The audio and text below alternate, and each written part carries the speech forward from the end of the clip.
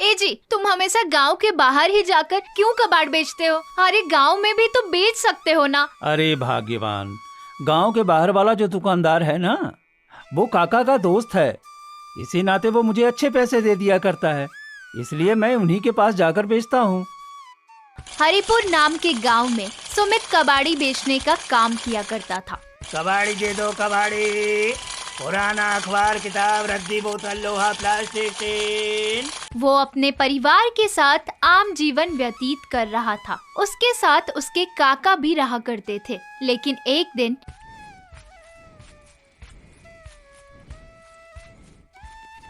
हे भगवान, आज तो मैं बहुत ज्यादा थक गया हूँ। बिल्कुल भी इच्छा नहीं है अब और कबाड़ इकट्ठा करने की। एक काम करता हूँ, आज जल्दी बेच आता हूँ। सुमित मुकेश की दुकान पर जाता है। अरे सुमित, आज तो तू बड़ी जल्दी आ गया। क्या आज कबाड़ नहीं मिला? नहीं भैया, ऐसी बात नहीं है। वो क्या है ना कि आज मैं बहुत थक गया हूँ, इसलिए जल्दी आ गया। सुमित, तो दिन भर मेहनत करता है, कम से कम अपने साथ खाने पीने की चीजें रखा कर। हाँ भैया, मेरी बीवी भी यही बोलती है। सुमित, ये बोरा ले जा और बाहर जो कबाड़ी का ढेर है ना, वहाँ फेंक देना। ठीक है भैया, और ये ले आज के पैसे। सुमित बोरा उठाकर जाता है और कबाड़ी के ढेर पर गिरा देता है। अरे, ये इस ढेर में क्या चमक रहा है? जरा ये कूड़ा हटाकर देखता हूँ, ये क्या है? ये तो एक पुरानी खाट है, लेकिन ये इतनी चमक क्यों रही है? और इतनी अच्छी खाट को कोई यहाँ क्यों फेंक कर गया है? चलो, मैं इसे घर लेकर जाता हूँ। गीता इसे देखकर खुश हो जाएगी। सुमित खाट लेकर घर जाता है। गीता, अरे ओ गीता, बाहर आ जल्दी, तुम्हें कुछ दिखाना है। अरे ये आप अपने साथ क्या ले आए हैं जी? और ये आपको कहाँ से मिली? अरे गीता, ये मुझे कबाड़ के ढेर पर मिली, और देखना कितनी अद्भुत है ये। हाँ जी, आपकी बात तो बिल्कुल सही है। अरे ये खाट तो बहुत अद्भुत है, लेकिन पता नहीं किसने वहाँ फेंका होगा। अरे छोड़ना, मैं इसे थोड़ा ठीक कर दूंगा, फिर ये हमारे सोने लायक हो जाएगी। अब जा, तू मेरे लिए खाना निकाल, मैं हाथ मुंह धोकर आता हूँ। हाँ जी ठीक है। अच्छा सुन, ये राधा कहाँ है? अरे वो काका के साथ बाहर गई है, अब आती ही होगी। अच्छा ठीक है। तभी वहाँ काका राधा के साथ वापस आते हैं। अरे सुमित, तुझे ये खाट कहाँ से मिली? बहुत अलग दिख रही है, अलग ही चमक है इसमें। हाँ काका, अलग तो है ये मुझे कूड़े के ढेर पर पड़ी हुई मिली, और मैं इसे आपके लिए तैयार कर दूंगा, फिर आप इसी पर सोना। हाँ ठीक है बेटा। अरे अब खाना खाने अंदर चलोगे या यहीं खड़े खड़े खाओगे? हाँ सुमित, जल्दी अंदर चल, वरना बहू खाना भी नहीं देगी। सभी हंसी खुशी खाना खाते हैं। बहू, आज तूने बहुत स्वादिष्ट खाना बनाया था। नहीं काका जी, ये तो आपका प्यार है। इसके बाद सभी सोने चले जाते हैं। काका बाहर आंगन में ही सोते हैं।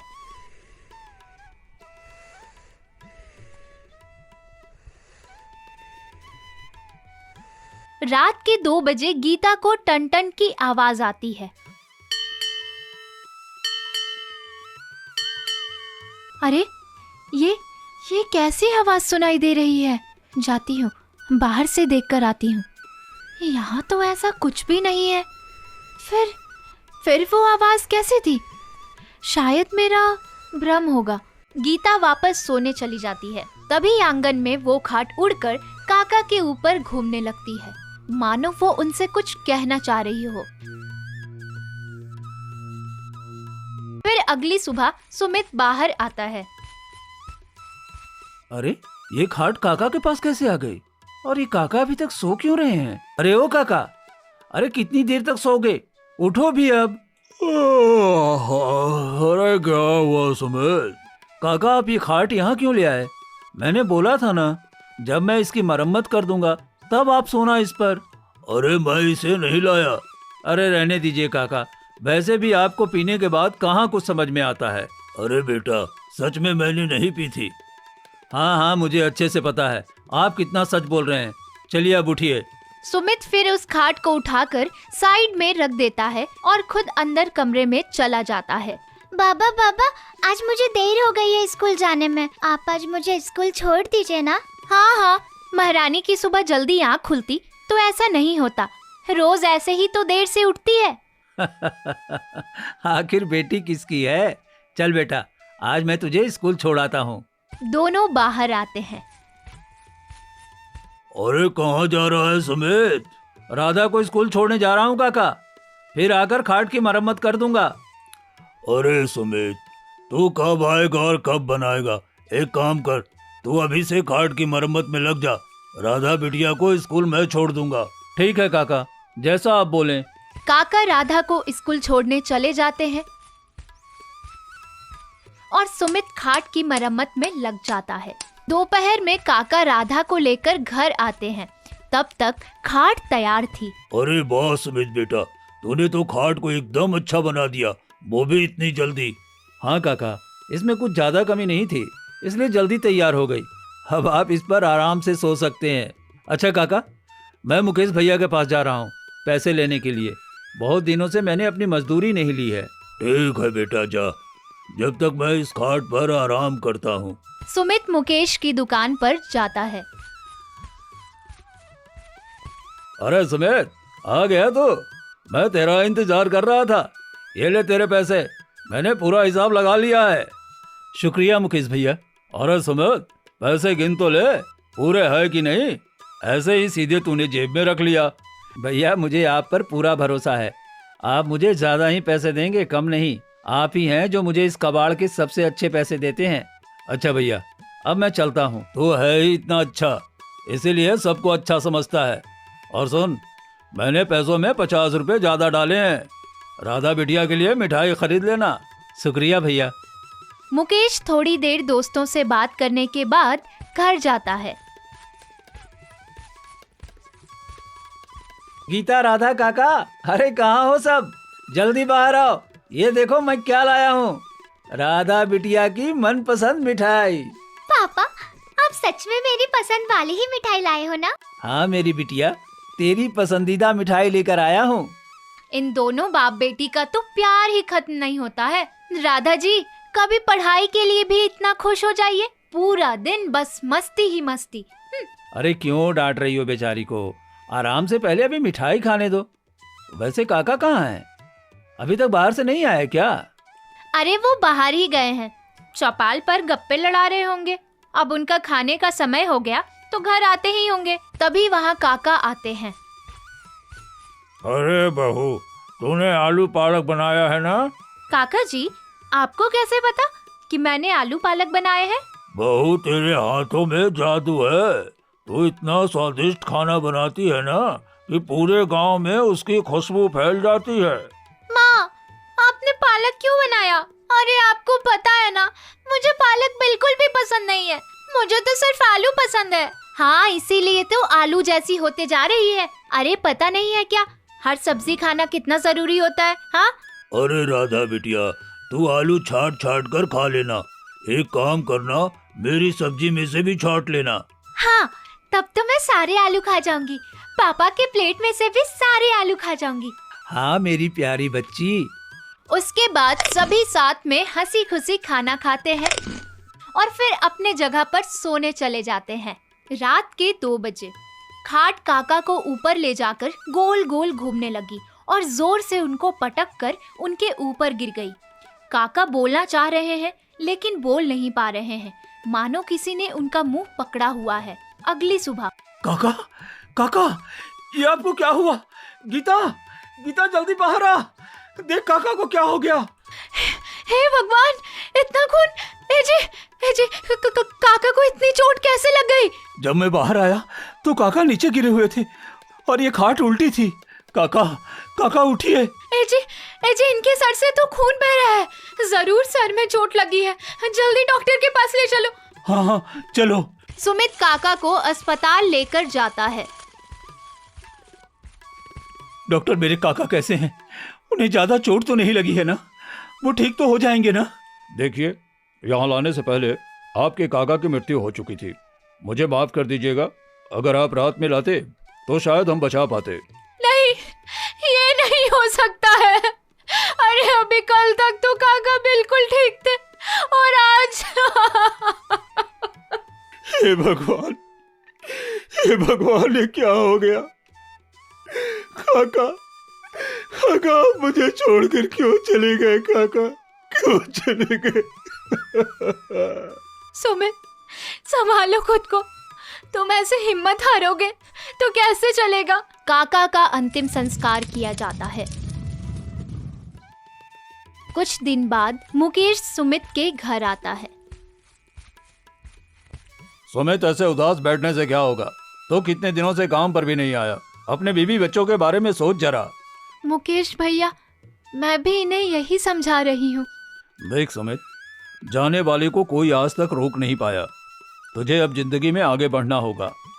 मैं समझ रहा हूँ मुकेश भैया तुम्हारी बात, लेकिन क्या करूँ, काका की याद बहुत आती है। पिताजी के जाने के बाद उन्होंने मुझे अपने बेटे जितना प्यार दिया था। मैं समझता हूँ तेरे दिल का हाल, लेकिन अब जा, अब तैयार हो जा, काम पर जा। हाँ भैया। तभी मुकेश की नजर उस खाट पर पड़ती है। ये क्या, इतना सुंदर और अद्भुत खाट, वो भी एक कबाड़ी वाले के पास। मुकेश खाट को छू रहा होता है, तभी वहाँ सुमित आ जाता है। मुकेश भैया, आपको ये पसंद आई है तो आप इसे ले जाओ। नहीं नहीं सुमित, इसे मैं कैसे ले सकता हूँ? ये तो तेरा है। नहीं भैया, अब मुझे ये नहीं चाहिए। ये मैंने काका के लिए ही बनाया था, लेकिन देखिए ना, वो पहली रात ही इस पर सोए और उनकी मौत हो गई। अब ये मुझे नहीं चाहिए अपने घर में। और सुमित, आप ले जाना चाहते हैं तो ले जाओ, नहीं तो मैं वैसे भी आग लगा दूंगा। अच्छा ठीक है सुमित, मैं इसे लेकर चला जाऊंगा, लेकिन तू इसे जला मत। अरे वाह, एक हार्ट तो बिना मेहनत के ही मुझे मिल गई। अब मैं इसे अपने घर ले जाऊंगा। उसके बाद मुकेश एक ऑटो बुलाता है और उसके ऊपर खाट रख के अपने घर चला जाता है। अरे ओ भाग्यवान, अरे सुनती हो, जल्दी बाहर आओ। अरे आ रही हूँ जी, इतना क्यों चिल्ला रहे हो? अरे ये क्या है जी? इतनी सुंदर खाट कहाँ से लेकर आए हैं आप? ये मैं सुमित के यहाँ से लेकर आया हूँ। अब इतनी सुंदर खाट उस कबाड़ी वाले के यहाँ थोड़ी ना अच्छी लगती है। हाँ जी, आपने बात तो बिल्कुल सही कही, लेकिन उसके घर में तो अभी शोक चल रहा था ना। अब ऐसे वक्त पे इसे क्यों लेकर आ गए? हाँ अरे भाग्यवान, अभी वो शौक में था तो उसने ये खाट मुझे लाने दिया। अगर कुछ दिन बीत जाता तब वो थोड़ी ना मुझे ये खाट लाने को देता। हाँ जी, आपने बिल्कुल सही कहा। अच्छा किया आप इसे लेकर आ गए। लेकिन एक काम कीजिए, इसे अभी आप पीछे कोठरी में रख दीजिए, क्योंकि ये एक शौक वाले घर से आई है। कल मैं इसे धो दूंगी, उसके बाद हम इसे इस्तेमाल करेंगे। हाँ ठीक है, तो मैं इसे पीछे कोठरी में रखाता हूँ। मुकेश उस खाट को कोठरी में रख देता है। रात में फिर से टन-टन की आवाज सुनाई देती है। रंभा, तुमने ये आवाज सुनी? अरे ऐसा लग रहा है जैसे घर में कोई घुस आया है। अरे कोई चूहा होगा जी, आप सो जाइए ना और मुझे भी सोने दीजिए। अगली सुबह जैसे ही रंभा कोठरी में जाती है तो वो हैरान हो जाती है। हे भगवान, ये कैसे हो गया? ए जी सुनते हो? जल्दी से कोठरी की तरफ आओ। अरे ये कैसे हो गया? देखा, कल रात मैं बोल रहा था ना कि कोई घर में घुस आया है, लेकिन तुमने मेरी नहीं सुनी। ये काम पक्का किसी चोर का ही है। आज तक तो हमारे घर में कभी चोर नहीं आया, लेकिन हो सकता है वो चोर इस खाट को चुराने आया हो, क्योंकि ये खाट वैसे भी बहुत अद्भुत है। हाँ, कल जब मैं खाट लेकर आ रहा था तब गांव के किसी चोर ने मुझे देख लिया होगा और वही चोरी करने आया होगा रात में। अरे चलिए हटाइए इस बात को, और हाँ, नौकरों को बोल दीजिएगा कि रात में अच्छे से पहरेदारी करे। अच्छा छोड़िए, चलिए अब खाना खाते हैं। हाँ चलो, वैसे भी किसी की इतनी हिम्मत नहीं है कि वो मुकेश के घर में चोरी कर पाए। अरे वो चोर तो मेरा नाम पढ़कर ही भाग गया होगा। बस बस, अब रहने भी दीजिए, खुद की इतनी तारीफ भी मत कीजिए। हाँ, उसके बाद दोनों खाना खाते हैं।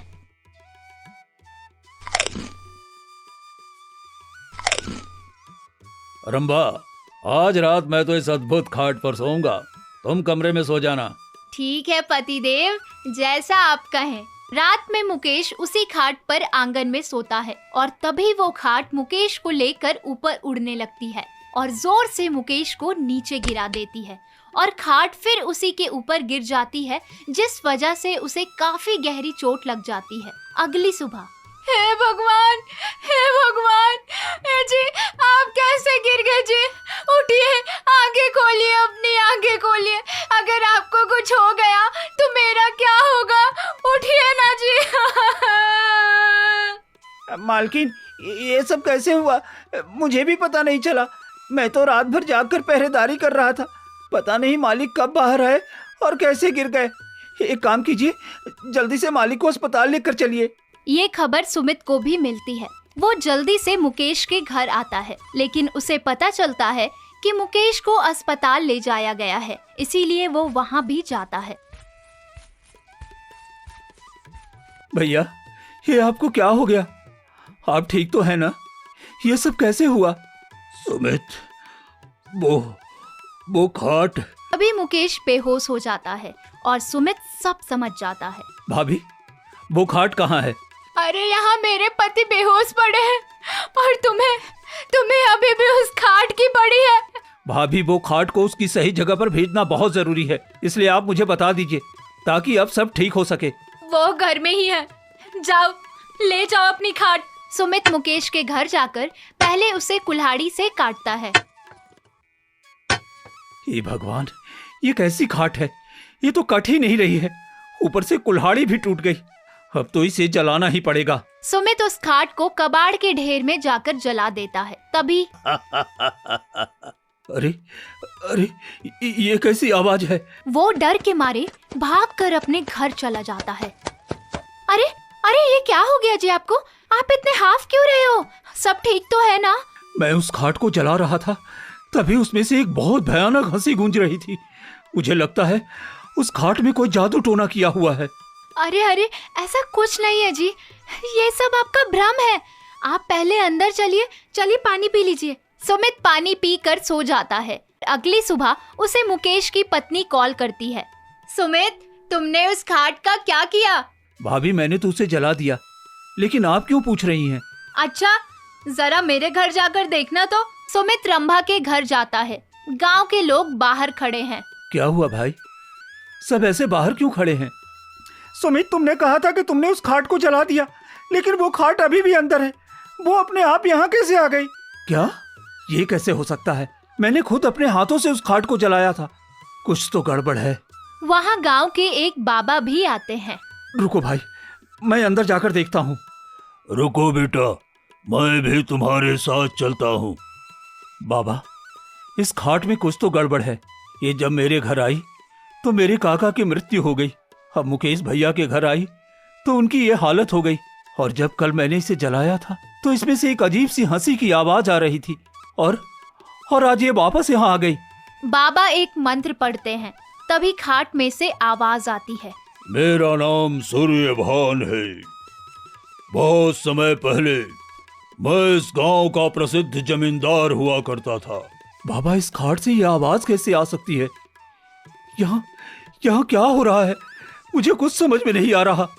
डरो मत सुमित, ये आवाज ही हमें सच्चाई बताएगी।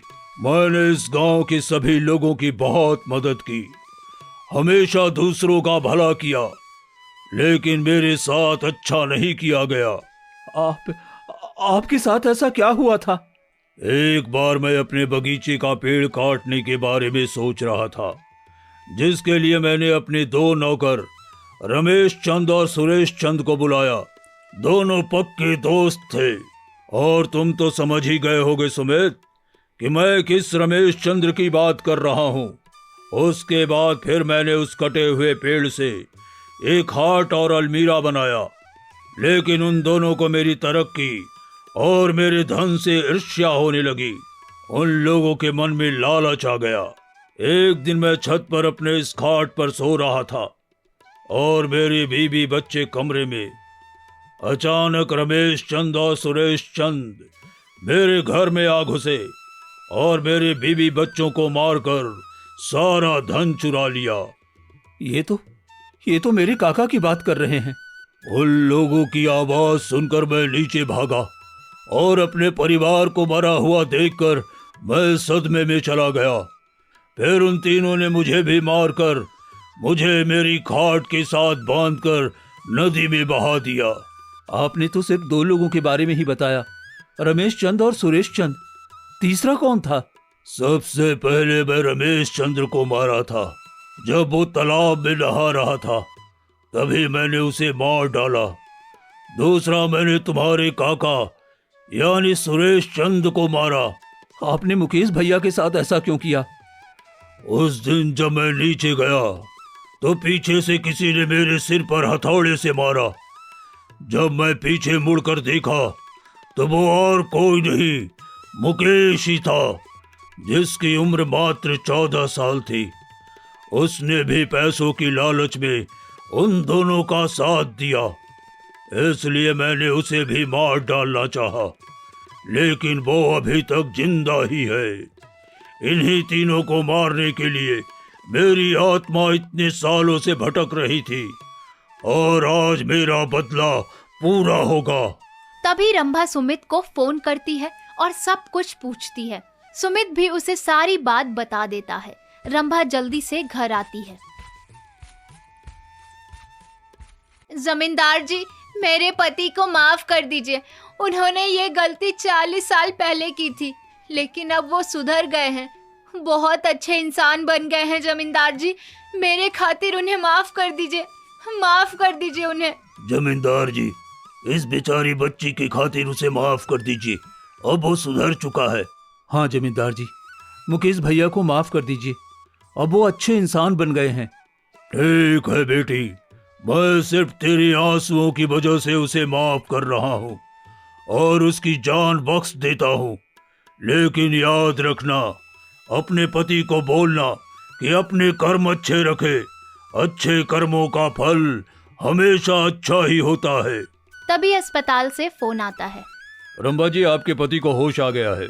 आपका बहुत बहुत धन्यवाद जमींदार जी। मैं आपका ये एहसान कभी नहीं भूलूंगी। अब मेरा बदला पूरा हुआ, अब मेरी आत्मा को मुक्ति मिल जाएगी। मैं जा रहा हूँ अपने परिवार के पास। इसी के साथ खाट अपना बदला पूरा करके आसमान में उड़ जाती है और हमारी ये कहानी यहीं पर खत्म होती है।